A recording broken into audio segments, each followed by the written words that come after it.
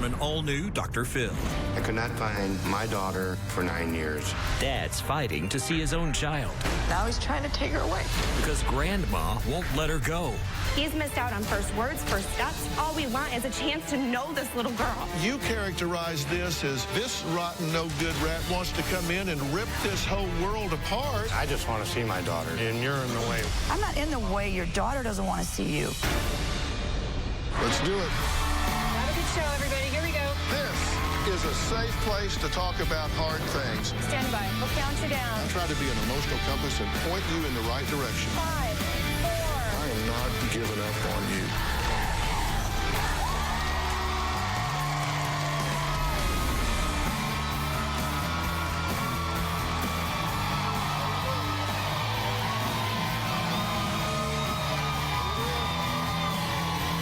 How are you? Hey, guys. Well, 14-year-old Casey has been caught in the middle of a bitter battle that she wants absolutely no part of. Now, for the past 13 years, she's lived with the only mother she has ever known, and that's her grandmother, Sandy. Now, then 3 years ago, her father, Ted, tracked Casey down on Facebook and has been fighting for his rights as a father ever since. Now, you may wonder why he has to fight to see his own daughter. Well, Grandma Sandy refuses to let him near his own little girl. Take a look. Because of my ex-mother-in-law, Sandy, I miss every important day of my 14-year-old daughter's life. Every tooth, kindergarten, first grade, second grade, braiding her hair even. We've never been apart for more than a couple days. Sandy stole my daughter when she was 1.5 years old. Sandy kept me from my daughter for the last 13 years. I don't like having her away from me. I'm willing to do anything to keep her away from him. If it's illegal, legal. I'm doing what she wants, not what he wants. This is one of maybe the first drawings she ever really made of us. She's part of the family. She's our baby. When my daughter was about a year old, me and my wife, we went through some rough times. Ted got arrested for retail fraud and spent several months in jail. While he was in jail, my daughter divorced Ted, and I took care of my granddaughter. So I asked my daughter to sign temporary guardianship over to me in 2005. Sandy took my daughter away from me and my ex-wife. My husband and I had filed for full custody, which we got. I could not find my daughter for 9 years. Ted never once tried to visit his daughter. He could have found her if he wanted to. So we just had her for 12 years. And now he's trying to take her away. It's too late for Ted to become a father now. I just want the chance to tell my daughter that I never would have walked away from her. I just want her to know the truth. I just want you to know that I love you always. Well, Ted's wife, Tricia, has seen the toll this has taken on her husband, and she says she is convinced his daughter has Stockholm Syndrome. Take a look. I do believe that Ted's daughter has Stockholm Syndrome. Stockholm Syndrome is when one holds someone captive and controls their emotions and their thoughts, that person being held captive resonates with their captor. One of the very first texts that he received from her said, "I know all about you, and all you've ever done is lie to me." Does she remember the carrots that he fed her in a high chair and said, "These are yum yum"? Because that should be the only conversation she remembers, if any. Ted's daughter has been fed the emotions that she feels, and I truly believe that Sandy has done that. Let me be sure. We've looked at some tape pieces that have tried to kind of catch up the situation here. But you have been raising this child for the last 13 years? Yes. Okay, and this is your daughter's child. You're the Yes. maternal grandmother. Yes. Okay, and you were married to Jennifer, correct? Correct. But the two of you got a divorce. We got a divorce. All right, and how is it that your daughter wound up with her grandmother instead of with you? When I got out of jail, I got served divorce papers, and while I was in jail, personal protection order, so I couldn't have contact. Then the next thing you know, the baby's gone. Everybody's gone, yes. they just all poof. Pretty much. Okay? So the baby winds up with you. Yes. That you were married and your husband was tragically killed, Yes, correct? yes. He was actually shot Yes. by a police officer Yes. In Detroit. in Detroit. And you sued the city Yes. and you were awarded over $2 million. Yes. And you ultimately take the child with permission from your daughter. She Right. grants permission. Right. And you take the child and move to North Carolina. Right. Eventually in 05. Yes. Okay. And did you notify him that you were taking his child? I had no idea where he was. They all knew where I was at because they sent me divorce papers to my mom's house, and it's the same lawyer that she had for her lawsuit. But you criticize him for not looking for the child until 2 years ago. You say you didn't have an address on him. How was he supposed to know where you were? My daughter knew where I was. She had my address and everything. My phone number. We didn't know where your daughter was either. Where's your daughter now? Prison. So you have the baby now in North Carolina. Yes. And you find out about this, and so you say, I want to see my child. Yep. Okay. And you say no. Yes, she didn't want to see him. Why? Well, she's a child. I'm Well, asking, I asked her not at what she said. 13. What did you say? No, I said no at the time because she didn't know who he was at all. Now, Ted says he searched for Casey, but always came up empty-handed until Casey's half-sister, Heather, sent Ted a link to his long-lost daughter's Facebook page and told him where she was living. Ever since then, grandmother Sandy quit talking to Heather. Take a look. I'm 13 years older than my sister, so I've always been there to take care of her. I know that Sandy has completely brainwashed my sister. Sandy has said that our parents have walked out on her and never took care of her. Absolutely not true. Our mother has sent my sister birthday cards, Christmas cards, different gifts throughout the years, and it never got past Sandy. My sister never knew that our mother sent her anything. Sandy has told my sister that our parents have done a lot of drugs, and what she didn't tell her is that Sandy was part of it. I have witnessed Sandy take a handful of muscle relaxers and then maybe 2 hours later take another handful while drinking. Sandy has fallen down in front of my sister. She's driven with my sister and with me in the car while she was completely high. Sandy is not the person she portrays herself to be. Okay, Heather, thank you for being here. Hi. What's going on here? When I found Ted, I think he had the right to know where his daughter was. She was taken without him even knowing. You had a relationship with Sandy. She used to be my best friend. You guys got along? Mm-hmm. Yes. Okay, but then you said she's a backstabbing She is. bitch. She turned that way. And why did you decide she was a backstabbing You know what? bitch? I cut her off from Facebook because she was talking to him, and I don't want anything to do with him. She told me She on got the mad. telephone when she called me, when she seen that I was talking to him, and told me, how could you do this to me? Calling me every name in the book, which I will not say on television. No, I didn't. And told me that I am no longer to have contact with my sister. I'm no longer going to speak to her at all. And she held up the phone and had my sister say in the background, I don't want anything to do with you. I didn't have her sister do anything. Her sister made that choice. I just want to see my daughter. Okay. And you're in the way. Whatever you I'm not feel in the about way. me. Your daughter doesn't want to see you. That's Why? not She doesn't for know me. She doesn't anything know about me. him You taught because her of that. You know what? You I have not said taught her anything. that is a lie because You are in a liar, front Heather. of me and Whatever, in front Heather. of my sister, you said very negative things about her father, I said very things negative that she things about asked our me. mother. I said No, things- not one you know time what? did she say I'm not gonna anything argue with to her you. about it. I asked her, do you know what our mother looks like? She said no. Why not? As her grandmother wants the best for her, she should at least know what her parents She look knows like. all about her mom. No, yeah, she knows everything She knows all negative, about her. but thinks your mother Teresa.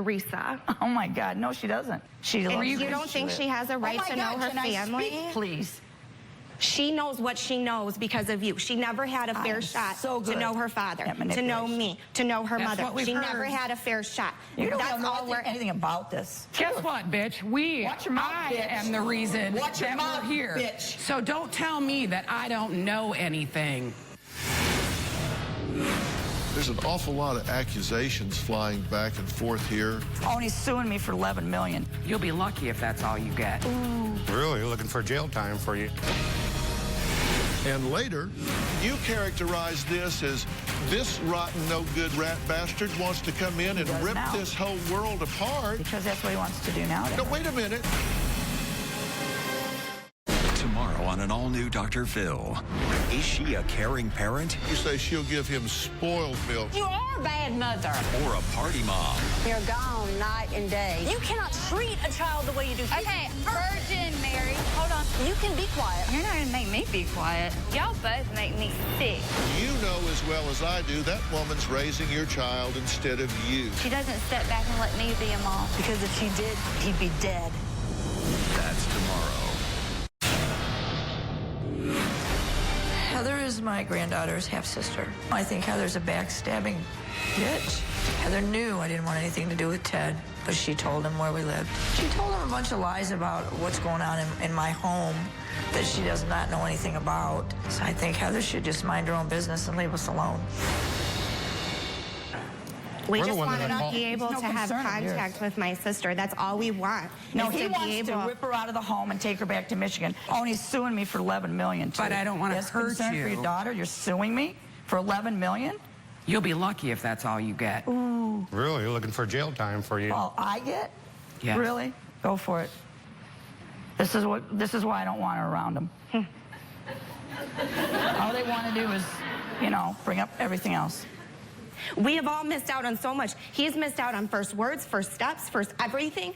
That's all we want is a chance to know this little girl. You do know her. Yeah. I don't. What about when you would come to the state of Michigan and you would keep her from everybody and make sure and say, oh, don't my tell God. anybody, don't let anybody know. That is the That's truth. your truth, Heather. That is the truth. I didn't Because you come have into told Michigan me to announce I'm make there. sure not to tell your mom that I'm here when I would come visit you when you would come up to visit in Michigan. I didn't even know and where you would Jennifer tell, was. That's a bold-faced lie. I would be told, do not tell your mom where we are. I don't want her to have any contact with her. So don't but then say people that I've done change. it all wrong and you've done nothing. You left your mom at the age of 10 because of him. If She went and lived with her dad. Oh, hello. If anybody's curious as to why I'm just sitting here Please interrupt. letting this nonsense go on, is because having been trained as a forensic psychologist and having been trained as a clinical psychologist, I've learned that observation is a very powerful tool in assessing a situation. And there's an awful lot of accusations flying back and forth here when I don't think you really have room to be pointing fingers. I just want to start getting some of the facts straight here. You guys say you think that she has Stockholm Syndrome. Yes. Okay, well, first off, I'm not sure that Stockholm Syndrome is even a real thing. This is something the media talks about a lot, but even among those who do think there is such a thing as Stockholm Syndrome, they all agree that there has to be a threat of death. So I think that's kind of overstating the situation. Okay. Nothing is black or white. I think there are some good things about what you've done. I think there are some bad things about what you've done. I think if you hadn't stepped up at the time you did, this child would have spun off into foster care, and God only knows what may have happened at that time. And in fact, I have found some Facebook posts where you have thanked her. I did. For some of the things that she has done, which seems to me to suggest that there are some rational bones in your body, because instead of being completely critical of her, you in fact thanked her for stepping into the void when somebody needed to I do just so. want to be part of her life. And you say that you are so threatened by him because he just wanted to come in and just rip her out of her life, rip her out of her activities, rip her away from her friends, and that was a horrible thing to do to a child. But as I have looked in here at the things that he has said, what he first proposed was exactly the opposite, was it not? Did he not say, I would just like to be introduced, reintroduced to my daughter in a very gradual sense so as not to traumatize her. Was that not what he said? I read that in writing. It was a couple of years ago, yes. Okay, but yet you characterize this as this rotten, no good rat bastard wants to come in and rip this whole world apart. Because that's what he wants to do now to No, her. wait a minute. No, listen. You surely, have you ever seen this show? Yeah. Do you really think you're going to play semantics with me and jump ahead in time? No, I'm sorry. You can't.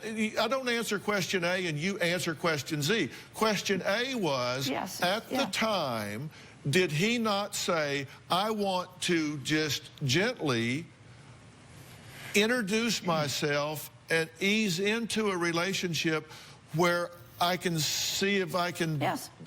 And didn't you stonewall that and say, ain't happening? I just didn't reply to his letter. I asked Casey. Would that be stonewalling? Yeah, I guess. So then he says, well, I'm going to go as a friend of the court to Michigan and see if I can assert my rights so I can have access to her. And at that point, even then, you say, no, sheriff, get off my property. I did not say that. Well, that's what they say you said. The sheriff said that? Yes. Oh, the one that just recently, that one. That was way before. No, this was just recently. Yeah. Did you drive 13 hours to get there to see your child? Yes. Did you get to see your child? No. So did you drive 13 hours back home? Yes. Okay. That's a fact. I mean, that's not up for debate. That's a fact. I always asked her, do you want to talk to your mom? Do you want to talk to your dad? You don't ask children to make adult decisions. Well, she was 13.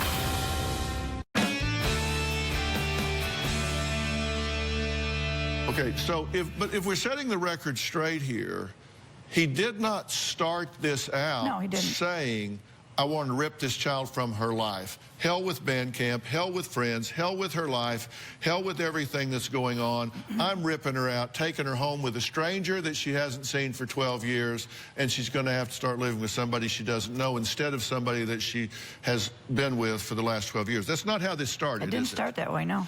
Okay, but what you did is you escalated it to that point to where he has now had to assert his rights through the court because you thought you could just tell him to go jump and you called his bluff and you lost, did you not? I didn't want him taking her back to Michigan for 2 weeks of visitation or whatever.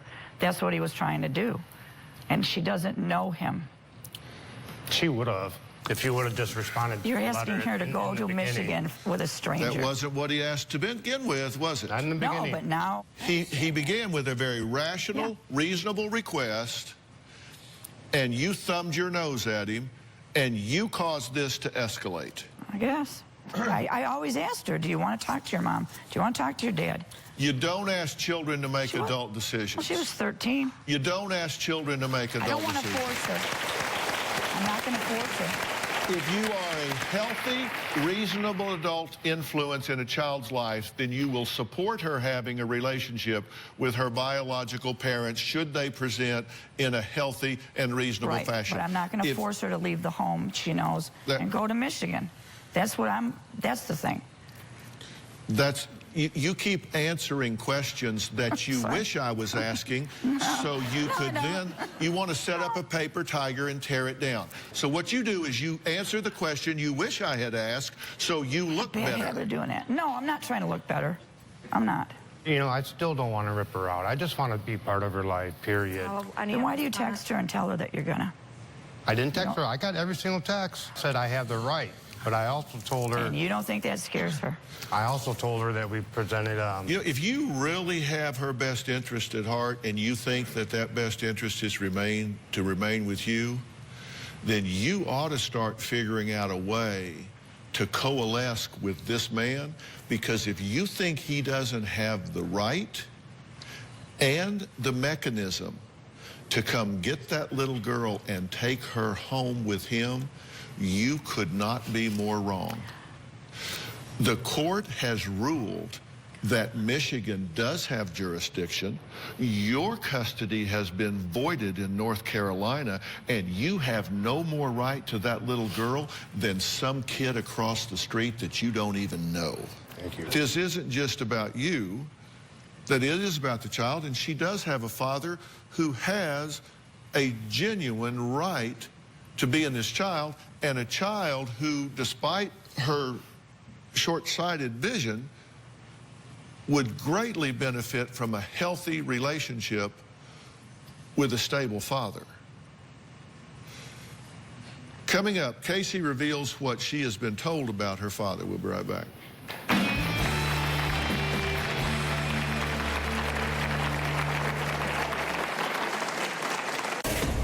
I want to tell my dad to leave me alone. He doesn't care about me. He really just cares about him.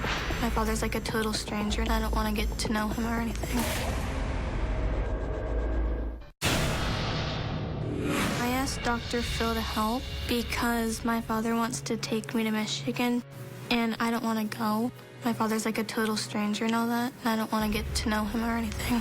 He ignores what I want to say, and he tries to make my grandmother sound like a bad person. What has your grandma told you about your dad?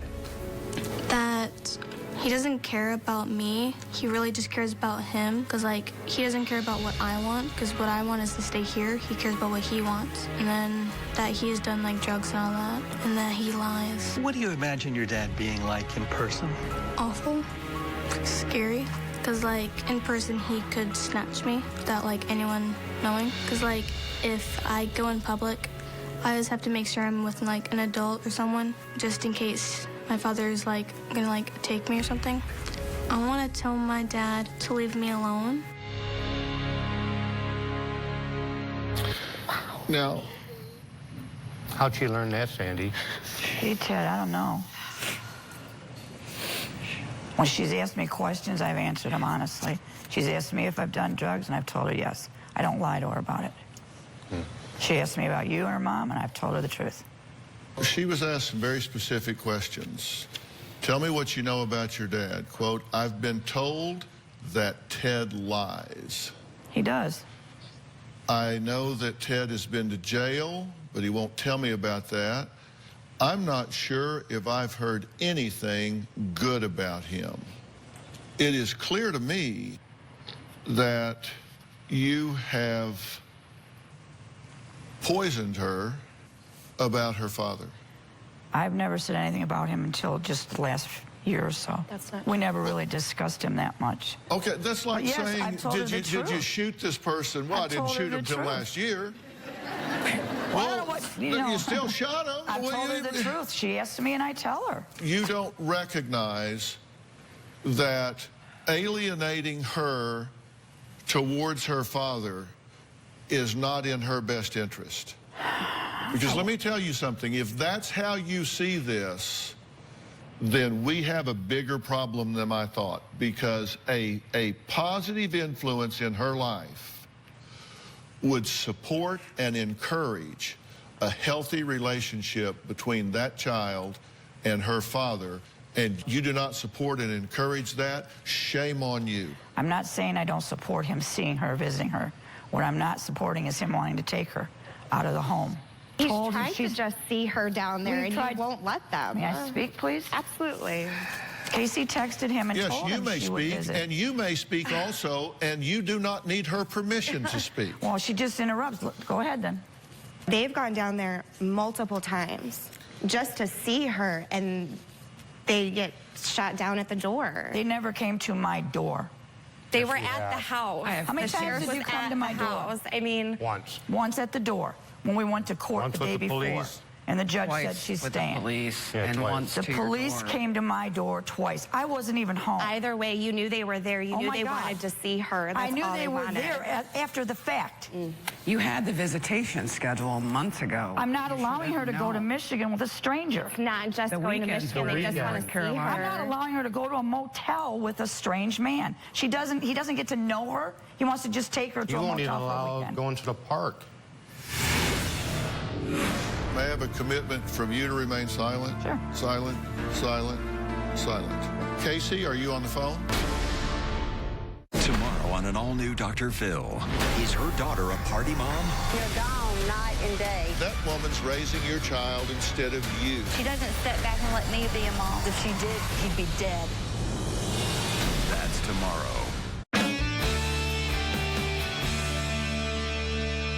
May I have the floor for a minute, please? May I have a commitment from you to remain silent? Sure. Silent, silent, silent. Okay. Casey, are you on the phone? Yes. I realize that you haven't been around your father since before you can even remember, so he's a complete stranger to you, right? Mm-hmm.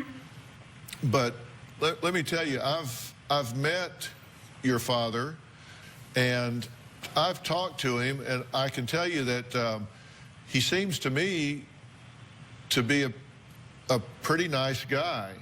I've asked him what he wants. Does he want to, like, pick you up and move you to Michigan and have you make all new friends and start all over in a new school and all of that kind of stuff? And what he's told me is that absolutely not. He's not wanting to blow your life up. That what he wants to do is meet you and get to know you and just kind of take things one step at a time and kind of see if you guys get along. And that, I think that would start by, like, maybe going to lunch and see how that goes and see how y'all feel about that. Would you be open to that? Yeah, I think so. Do you have any fears about that? I don't think so. Yeah. And let me promise you something. I will give you my word. He's not going to snatch you up and take you to Michigan. And your grandmother completely and fully supports the two of you meeting and getting to know each other. Correct? Yes. I support it. Is there anything you want to say to your daughter? I look forward to seeing you, and I love you very much. Thank you. The best thing in the world for her would be to build a healthy relationship with her father. Okay. You just have to hit the reset button and say, the past is over, it's behind us. Let's work on what's in her best interest. And the same thing with her. And, I mean, look at the two of you. Come on. Do you not miss that? Sometimes I do. Do you not miss that? She used to be my best friend. Look her in the eye. Look her in the eye. I want you to look I'm her very in the hurt eye. by her. Now, you can be right or you can be happy. I leave that to you. And it's going to say an awful lot about who you are. Okay. You need to see your daughter very, very soon. I believe so, too. And she will not obstruct that in any way whatsoever. And if she does, I want to hear about it. Okay. Don't do that. I won't do it. Okay. Next, do you know how to catch a liar? Well, you're about to meet someone who does.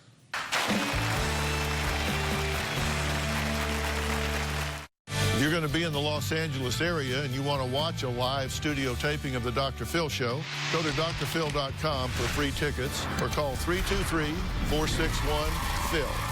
That's 323-461-7445.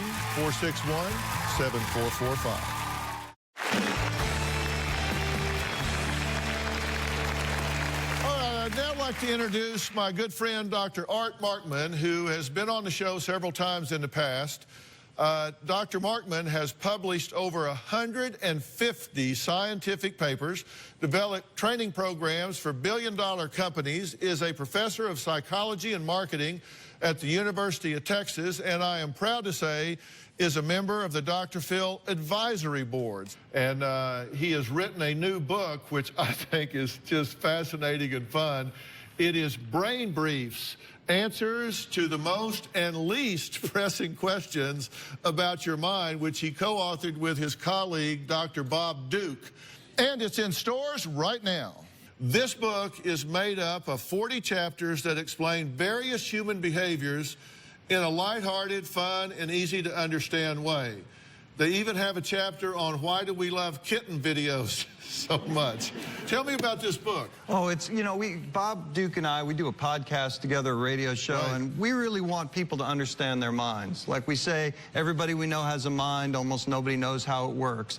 And we feel like people would live their lives better if they knew. So we have a collection of short chapters, easy to understand, in plain language, to really answer some of the most pressing questions, some of which are really important, some not so much. Well, Robin's first question was, why do we love kitten videos so much? That's chapter 39. Yeah. So why do, because seriously, if you go online, some of these have like 500 million views. Yeah. And we watch them with the grandkids all the time. Baby everything is adorable. And the reason they're adorable is because they're annoying. I mean, if you've ever hung out with a human baby, I mean, I have 3 kids. It's hard after a while, right? Yeah. You look at them and they're crying and you don't know why, and then they look up at you with those eyes and you melt because they're so adorable. Well, with parenting, you get those moments of adorability every once in a while. What kitten videos do is concentrate that in a particular moment so that you can have it whenever you need that shot of joy.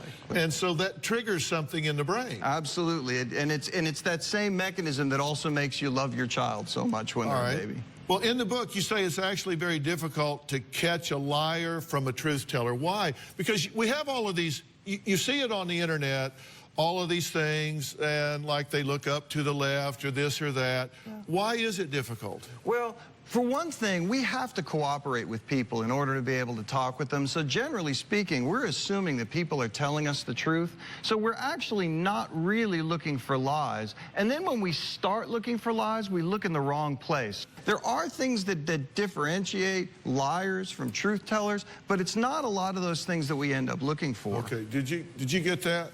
Because every time Robin says, does this make me look fat? She says, oh, you looked up to the left. You looked to the left.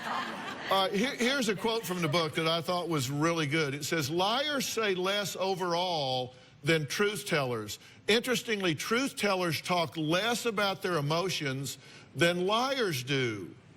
The liars have to justify that they must have felt in a particular way because they're telling a story, not just to you, but to themselves, and they have to include all of that detail in there. Before the show, we had the opportunity to observe human behavior in a fun way. Now, Art will tell us more about what happened earlier. Take a look here. Come on in. Behind this curtain is the Dr. Phil audience holding area where all of the audience members prepare to come into the studio. And today, we're conducting a little experiment. We've set up a long table. On the left side of the table, there are muffins and snack bars with a sign that says, please pick only one. The right side of the table, we've placed a collection of Dr. Phil's best-selling books, as well as Dr. Phil mugs, pens, and other items, with a sign that says, please do not remove. So how would a person act if they think nobody's watching? Well, we had hidden cameras to find out. Of the 200 people that passed through the holding area, most of them that approached the table respected the signs. They were honest. But I guess there were a few hungry people out there because on the food side of the table, there were audience members that ignored the sign. Some not only took just one, but also a few extra muffins or snack bars. That woman took not just one, not two, but 3 snacks. She must have skipped breakfast. On the Dr. Phil book and merchandise side of the table, some audience members picked items up and then put them back. But others were not so honest. Wait, look! What's that lady doing? This woman decided not only to check out a few items, she thought she'd slip a few pens in her purse. And look, this person's doing exactly the same thing. All right, the audience members who took part in the experiment are here today. Now, Dale helped himself to extra snack bars from the Please Only Pick One table. What's your story? Well, it looked like the sign was kind of more in front of the rolls than it was the granola bar, so I looked around and took a head count and said, well, there's more of these granolas in it or the muffins, so I just figured it'd be okay. Yeah, I don't know. That looks pretty clear to me. I mean, I don't know. That's your story. Okay. All right, Allie took an extra muffin from the Please Only Pick One table and claimed although she did see the sign, she took one anyway, well, because she was hungry. Well, I only took one and I was starving, and then I went back and got another one because I knew that my friend wasn't going to have one, so I kind of justified it to myself that I could have hers. Okay, so what's the rationalization theory here? You know, a lot of us, most of us like to think of ourselves as basically being honest people. We have this kind of self-concept. But on the other hand, when we're in the face of a temptation, it can be really hard to resist. And I think a lot of times what happens is we tell little stories to ourselves that allow us to maintain that belief that we're basically deep down honest people, and yet we still get away with a couple of things on the side. Yeah, I kind of buy that, though. I mean, it's kind of like there's a muffin for everybody. Her friend didn't get one, so she ate her friend's muffin. I mean, I kind of buy off on that. Now, Lori got a couple of pins and stuffed them in her purse from the Please Don't Remove table. Were you just like magnet to the pins? I rationalize it this way. Your staff unknowingly created the perfect storm for me. I have a pen fetish, my favorite color is blue, and I love Dr. Phil. Then I wanted to make sure I got some kind of remembrance since we couldn't bring our phones in. Now, Regina, you don't have a pen fetish, do you? No, sir. You just grabbed a pen. I wanted one, but she wouldn't give me one of hers, so I had to get my own. So that's actually really interesting. There is something called goal contagion, where what other people do creates a goal in yourself because we're social species, and that is a perfect example of that. And so when you see somebody else doing something, then it makes you want to do the same thing. Now, hopefully, you're standing next to somebody who's doing a good thing, and it makes you want to do a good thing, but it's not always the case. All right, when we come back, I have a fun surprise for someone in my audience who I was told wants to take a huge risk but is terrified. Maybe Art can suggest what they can do with this crippling fear when we come back.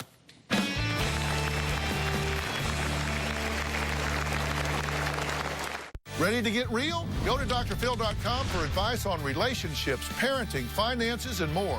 Plus, weigh in on your favorite episode, share your stories, and find support in the Dr. Phil community. When you sign up for the community, you will automatically be subscribed to the Dr. Phil Show newsletter. Log on to drphil.com today.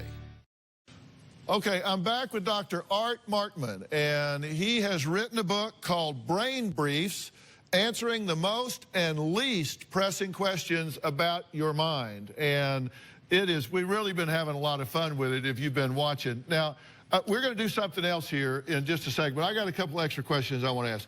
Multitasking. Yeah. Does it work? You have a chapter in here on multitasking. Does it work? It does not. It turns out Yeah, I know. You try and do two things at once, you get worse at both of them. No, that's not true. It is. That's not true. I can watch TV, listen to music, and type at the same time. And what you type is probably brilliant. Just as brilliant as it, No, it's terrible. Yeah. But that's the thing. We put ourselves in environments in which we try to do several things at the same time, and when we do that, we get worse at everything we're doing. We need a single task. We need to do one thing, and then do the next, and then do the next. All right, Carol has been coming to sit in the audience here and see my show since season 1.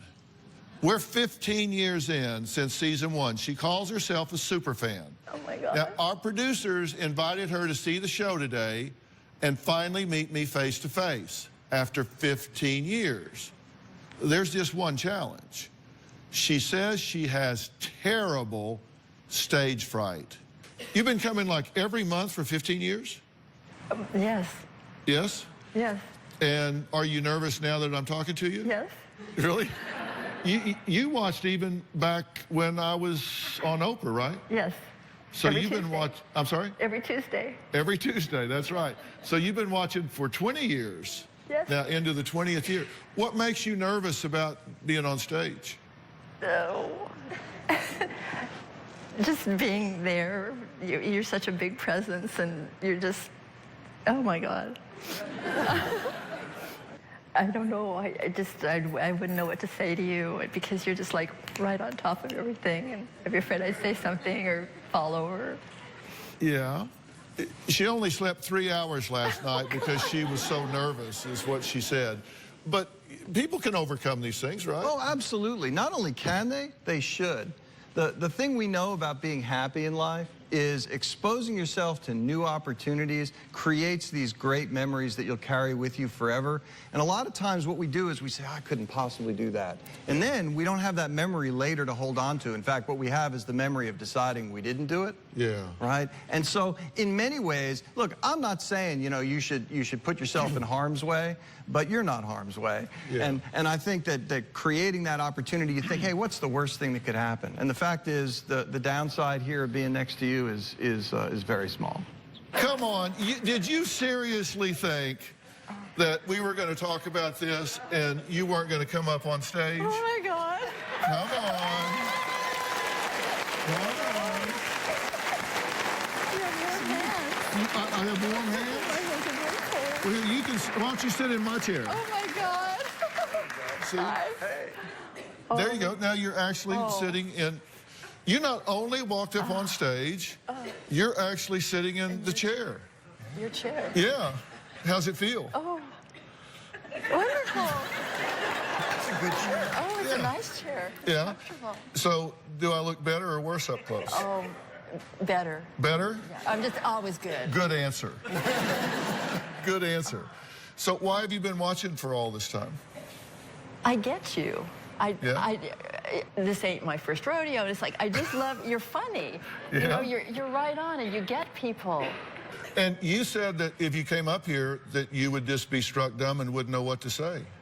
Pretty much. Did you realize how much you've been talking since you got up here? Because I'm comfortable.